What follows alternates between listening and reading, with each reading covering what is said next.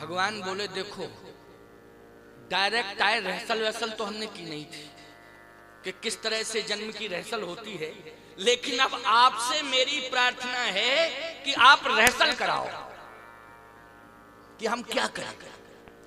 तो कौशल्या जी कहती हैं कि जैसी सुलीला, ये रहसल है, कि जैसी सुलीला अति प्रिय शीला, यह सुख परम अनूपा। शिशु लीला करो, तो शिशु लीला जब हम करेंगे तो हमें छोटा बनना पड़ेगा। हाँ, छोटा तो बनना पड़ेगा। तो जैसे ही भगवान छोटे बने तो लक्ष्मी जी बोली अब हम कहां जाएं, अब हम कहां जाएं, हमारी समस्या इधर समाधान कर रहे हैं, हमारे सामने समस्या पैदा कर रहे हैं। अच्छा बोलो, भगवान धर्म संकट में फंस गए कि नहीं फंस गए? बोलो भाई। इधर अगर कौशल्या माँ का समाधान कर रहे हैं तो इधर लक्ष्मी के सामने समस्या पैदा हो रही है। लक्ष्मी जी बोली रुको रुको रुको, क्या कर रहे हो? कहे बच्चा बन रहे हैं छोटा। कहे मैं कहां जाऊं? भगवान बोले बस यही तो समस्या है। पता नहीं नारद जी का कौन सा मूड था जो नारद जी ने अपनी लीला कर दी, और मैंने भी वचन दे दिया नारद वचन सत्य सब करी हूं, परम शक्ति समेत अवतरी हूं। लेकिन प्यारे समाधान होगा ही होगा, होगा ही होगा समाधान, और इतना बढ़िया समाधान होगा कि आज सुन के आप आश्चर्यचकित हो जाएंगे। इतना बढ़िया समाधान। क्या भगवान ने कहा मैं छोटा तो बनूंगा, शिशु लीला करूंगा, क्योंकि मां कह रही है कीजिए शिशु लीला। तो फिर मैं बैकुंठ जाऊंगा? कहा नहीं नहीं नहीं, तुम चली जाओगी तो मेरी लीला अधूरी हो जाएगी। परम शक्ति बिना शक्ति के ब्रह्म अधूरा है। बोलो है ना, बिना शक्ति के ब्रह्म अधूरा है। अगर मैं ब्रह्म हूं तो तुम शक्ति हो मेरी, तुम्हारे बिना तो मैं कुछ कर ही नहीं सकता। तो फिर शक्ति को कोई स्वीकार करे तब ना। अयोध्या वाले तो स्वीकार करना नहीं चाहते, क्योंकि अयोध्या की महारानी ही तो कह रही है कि मैं आपको तो स्वीकार कर रही हूं, लेकिन आपके साथ में जो शक्ति आई उसको स्वीकार करने की क्षमता मेरे अंदर नहीं है। तो अब समाधान कैसे होगा? आहा, उसी समय भगवान के नेत्रों में आंसू आ गए, और जैसे आंसू आए पृथ्वी पर गिर पड़े आंसू, और जैसे आंसू पृथ्वी पर गिरे पृथ्वी प्रकट हो गई। पृथ्वी प्रकट हो गई और कहा प्रभु रोने की आवश्यकता नहीं है, आप क्यों रो रहे हैं? कहा इसलिए कि बिना शक्ति के पृथ्वी तेरा उद्धार नहीं हो सकता है, न मैं उद्धार कर सकता हूं, और शक्ति आज जा रही है। पृथ्वी ने कहा कि अगर अयोध्या की महारानी ब्रह्म को बेटे के रूप में स्वीकार कर रही है, तो पृथ्वी ने कहा शक्ति को मैं बेटे के रूप में स्वीकार कर रही हूं, आओ मेरी गोद में। तो लक्ष्मी जी को पृथ्वी ने अपनी गोद में ले लिया। बोलो वही लक्ष्मी सीता बनी। सीता बेटी किसकी है मूल रूप से? बोलो पृथ्वी की बेटी है कि नहीं है? पृथ्वी की बेटी की नहीं? बोलो यहां समस्या हुई कि समाधान हुआ? यहां समाधान हुआ। अब प्यारे एक अंतिम बात कह दूं, इसके बाद भगवान की आरती होगी, जन्म की आरती। हमारे समाधिया जी आज जन्म की आरती सुनाएंगे, ठीक है ना? हाँ, इनके पास बड़ी कलाएं हैं, ये आरती बना भी लेते हैं, कभी भी है नहीं, और कवि है और कभी भी आरती बना लें, गीत बना लें, विशेषता है, बहुत अच्छा रहेगा। आइए, लेकिन पृथ्वी से लक्ष्मी जी कह रही है कि अयोध्या की भूमि मुझे स्वीकार नहीं कर रही है। अयोध्या में बेटे की इच्छा है, अयोध्या वाले बेटे की इच्छा कर रहे हैं, क्योंकि कह के तो यही गए थे महाराज दशरथ कि भई गलान मोरे सुत नहीं, भई गलान मोरे सुत नहीं। और यहाँ कौशल्या जी भी कह रही है महारानी तो कीजिए शिशु लीला अति प्रिय शीला, यह सुख परम अनूपा। शिशु लीला करो, इसका मतलब है कि मुझे बेटे के रूप में, शिशु बेटे के रूप में देखना चाहती है। पृथ्वी से कह रही है शक्ति, मां जानकी कह रही है, अर्थात लक्ष्मी जी कह रही हैं कि अयोध्या वाले बेटा चाहते हैं, लेकिन जहां के लोग बेटी चाहते हैं वहां तो चलो। जहां के लोग बेटी चाहते हैं, पृथ्वी ने कहा कि मेरा सर्वत्र अधिकार है। अयोध्या के लोग बेटे की चाह में हैं, तो मिथिला के लोग बेटी की चाह में। बोलो है कि नहीं? मिथिला के लोग किसकी चाह में हैं? बेटी की चाह में हैं। याद रखना, जिनके घर में बेटी का जन्म होता है उनका घर मिथिला धाम बन जाता है, जनकपुर धाम बन जाता है। ऐसी परिकल्पना करना चाहिए। उस पिता का नाम कुछ भी हो लेकिन वो जनक हो जाता है। नाम कुछ भी हो, क्यों भाई, लेकिन वो उसी दिन, जिस दिन बेटी हो जाती है उस दिन वो क्या बन जाता है? जनक बन जाता है। उसका घर क्या बन जाता है? मिथिला बन जाता है। तो बेटी को चाहने वालों अपने घर को मिथिला बना लो। अगर मिथिला बनाना है तो बेटी की मांग करो कि हमारे घर में बेटी आ जाए। और अगर तुम्हारे घर में बेटी आ जाएगी, तुम्हारा घर मिथिला बन जाएगा, और घर मिथिला बन जाएगा तो भगवान को निमंत्रण नहीं देना पड़ेगा, बिना निमंत्रण के ही भगवान तुम्हारे घर में आ जाएगा। ये विश्वास रखना। बोलो, मिथिला वालों ने क्या निमंत्रण दिया था, लेकिन बिना निमंत्रण के ही भगवान को आना पड़ा। आना पड़ा कि नहीं? इसलिए बेटी की चाह रखो। आज पृथ्वी वहां ले गई लक्ष्मी को, शक्ति को, जहां बेटी की चाह थी। और वो भूमि कहां की थी? मिथिला की भूमि थी। मिथिला की भूमि थी। 9 वर्ष का अंतराल रहा। भगवान राम के जन्म के बाद सीता जी 9 वर्ष बाद प्रकट हुई। आई तो साथ में ही, शक्ति आई साथ में। क्यों आई कि नहीं साथ में? मैंने सिद्ध किया कि नहीं किया कि शक्ति साथ में आई। और इस भाव को कोई नकार नहीं सकता है कि नारायण के हृदय में सदा लक्ष्मी नहीं रहती। कौन झुटलाएगा? बोलो इस बात को। तो जहां नारायण जाएंगे लक्ष्मी जी जाएंगे कि नहीं हृदय में बैठ के? और आज चतुर्भुजी रूप में निज आयुध भुजचारी, तो भगवान विष्णु ही तो प्रकट हुए। तो हृदय में कौन बैठी थी? लक्ष्मी बैठी थी। और आज लक्ष्मी को बेटी के रूप में किसने स्वीकार किया? पृथ्वी ने किया। ये भी सत्य है कि पृथ्वी की पुत्री है। और मिथिला में 9 वर्ष का अंतर रहा। श्री किशोरी जी की आयु में और भगवान राम की आयु में कितना अंतर है? 9 वर्ष का। और 9 का अंक पूर्ण होता है।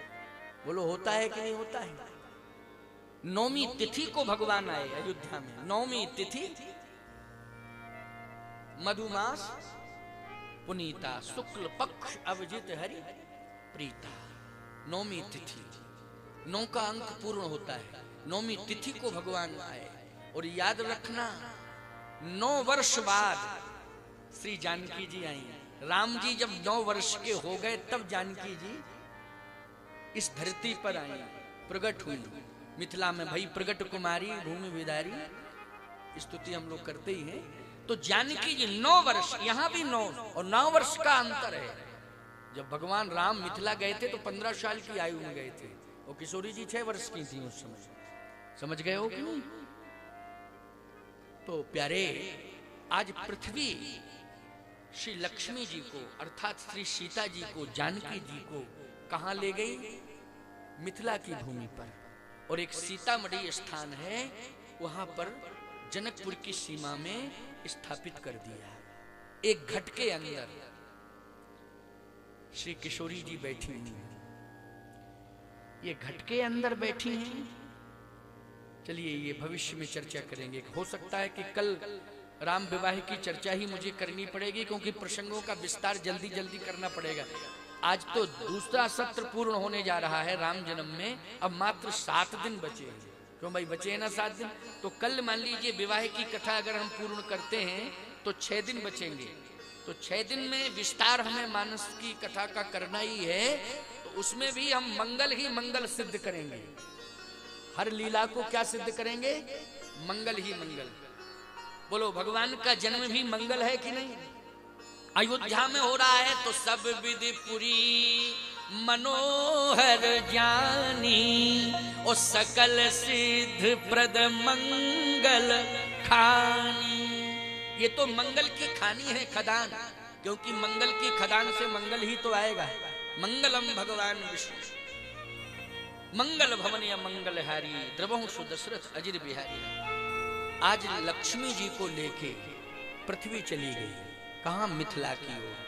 यहाँ की जैसे सुलीला अति प्रियशीला, यह सुख परम अनूपा। सुन बचन सुजाना रोदन ठाना, होय बालक सुरभूपा।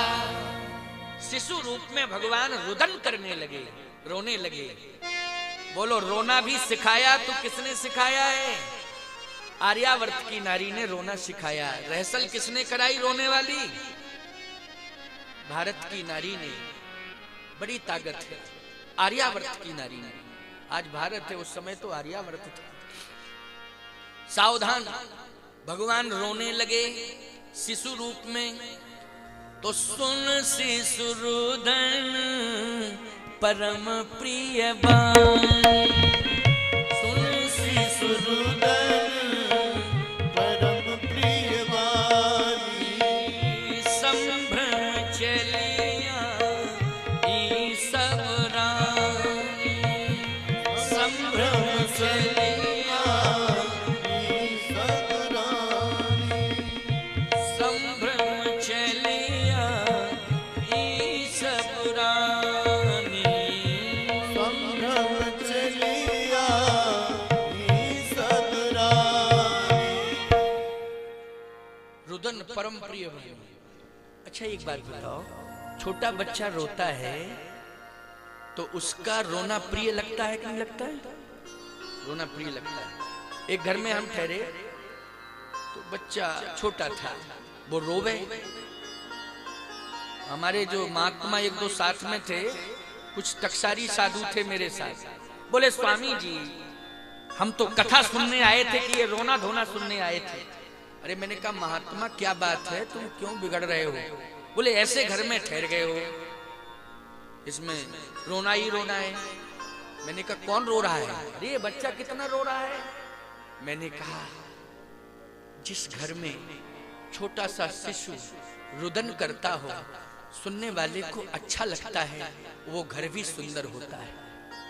तो होता है कि नहीं होता है? मैंने कहा, बालक रो रहा है, घर भी सुंदर है, बच्चे का रोना भी सुंदर है। और मैंने कहा, बच्चे में बंधा हूं बाल रूप सोई राम, राम जी का दर्शन क्यों नहीं कर रहे हो? अरे ये तो बालक रो रहा है शिशु रूप में। जिसको हम परमात्मा मानते हैं वो भी रोया किसी घर में जाके। क्यों रोया कि नहीं रोया? लेकिन जब वो रो रहा था तो सुन शिशु रुदन परम प्रिय वाणी, संभ्रम चली आई सब रानी। याद रखना, जिस घर में बालक रोता है उस घर में संतों का आशीर्वाद होता है। बोलो, होता है कि नहीं होता है? उस घर में संतों का आशीर्वाद होता है। जिस घर में बालक रोता है और जिस घर में बूढ़ा रोता है उस घर में संतों का श्राप होता है। भाई, बूढ़ा किसी घर में रोए तो बोलो श्राप है कि नहीं? जल्दी बोलो। बच्चे का रोना अच्छा लगता है और बूढ़े का सोना अच्छा लगता है। घर में बूढ़ा चैन की नींद सो रहा हो, बोलो भाई, अच्छा लगेगा कि नहीं?